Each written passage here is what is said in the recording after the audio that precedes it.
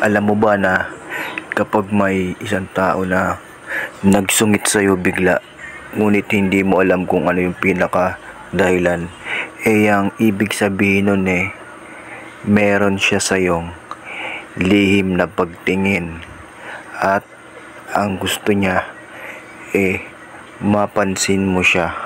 Syempre, bigla mo siyang mapapansin kasi kahit sino ba naman, halimbawa sa daan, nagkasalubong kayo tapos bigla siyang nag-approach sa'yo tapos bigla kang sinungitan kasi ibig sabihin nun gusto niyang magpalambing sa'yo.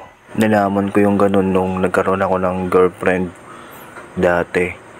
So ang sungit niya sa akin tapos bigla ko siyang nilambing yun hanggang sa hindi na siya nagsungit sa akin.